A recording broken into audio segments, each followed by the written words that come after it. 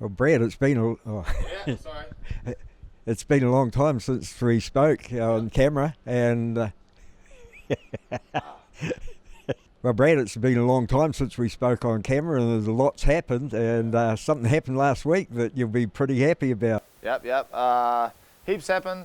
I've been in America, been with Carlos, getting UFC contracts in Israel, and then I came home and my daughter was born last week, so that was pretty cool. Last Wednesday on the 20th, so I'm now a father.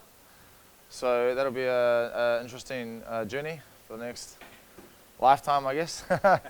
So yeah, it's pretty cool so far. She's a good baby, doesn't cry much, and yeah, very much like her mother, so it's cool.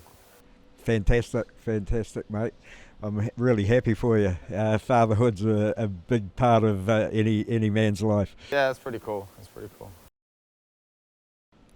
Well, you did go over with Carlos for the Dana White Contender series, and Carlos couldn't have performed any better. Yeah, pretty ideal, to be honest. Like, everything up to the fight was ideal. He went in there, had like a really good performance, awesome knockout, got the contract, and then we got stuck there for another 5 or 6 weeks. It was looking kind of pretty stink at the start. Like, we didn't want to spend 5-6 weeks in Vegas. Vegas is a little bit toxic in my opinion. I don't like that place too much. I like it for a couple of days, bit of fun, maybe a fight, eat some sushi buffets and then leave. So we were lucky enough to have some friends in San Diego, and Josh Hinger, Professor Andre Galvao, I should say Professor Hinger as well. We went down to San Diego to Atos and trained there for 5 or 6 weeks at, in my opinion, the best, one of the best, if not the best, jiu-jitsu gym in the world. And it was unreal. I learned years of knowledge in a few weeks, and it really helped me develop my grappling game. And everyone there was mean. Everyone there was really high skill level, awesome energy. Everyone was so nice to us. We were like really blessed. Like, a really bad situation turned out really good. So yeah, I mean, it's another cool memory of my life now. Yeah, a big benefit that came out of something that didn't look so good. Yeah, 100%. I was pretty pissed off when I got that phone call from Eugene a couple of days after the fight saying that we weren't coming home for quite a while. But that definitely made the trip awesome. We got do a lot of cool stuff. Surf with Kelly Slater, met a lot of awesome people over there, like I said, and yeah, man, everyone was so accommodating. And San Diego is a really dope city. I suggest you guys check it out when there's no corona in that country. The surfing, it would be a bit warmer than Sumner Beach, wouldn't it? Yeah, well, to be honest, when we were there, it was like their equivalent of winter, which isn't not winter at all. It's like sunny and pretty damn warm. The days are really short, so kind of like 7 till 4:30. They are short, which is weird. But the water is cold. Yeah, the water's pretty damn cold. But definitely not as cold as it gets here. So we were pretty sweet out there. We had wetsuits on. We'd stay out for a few hours surfing. The locals get a bit colder, but yeah, man, it was a beautiful place.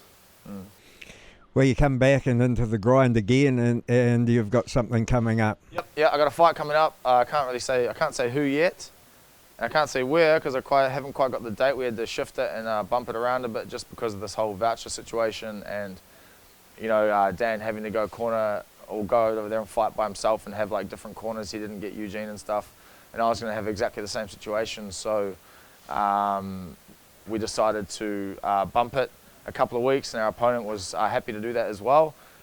So yeah, we're looking to fight around the same time as Izzy, if not the week before, week after, something like that. So I'll be back in there in March throwing punches. So I'm really looking forward to that. And being away from home, did you gain weight or what happened? Gained a little bit of weight. I think it was because of all the grappling. They do a lot of live work, grapple twice a day, 2-hour sessions. So a lot of isometric holding, a lot of really high pace grappling. So I was eating a lot to keep up with that, and drinking a lot. But yeah, man, somehow I'm lighter again than I was last camp. My weight just keeps dropping a kilo pretty much each time walking, and I stick to my pretty good diet most of the time, and I think that's why. Don't really binge and stuff after fights. I don't really like binging on fried food. I'm a big meat guy, big barbecue guy, so it's not really the worst poison in the world. And how long do you think it'll be until you'll be able to name your opponent? Well, as soon as the contract comes, so hopefully soon. Yeah, I think they're a little bit slower at sending these contracts at the moment because they've got like a 40% pull-out rate with people testing positive for COVID. So a little bit more hesitant at sending them through and getting them signed off straight away. But I don't see that being a problem with us because we have such a COVID-free environment here. So yeah, I'd like the contract to come through ASAP, you know. It's always good to have a date. Well, we're a day after UFC 257 and Dan, things didn't work out. Nah, you know, yeah, Dan got caught with a punch, and you know, people seem to forget that you know, there's a winner and a loser in this game, and you know, Dan will be really upset. We're all gutted. However, you know, this is the Hurt business, and we know this. Dan knows this. He'll bounce back.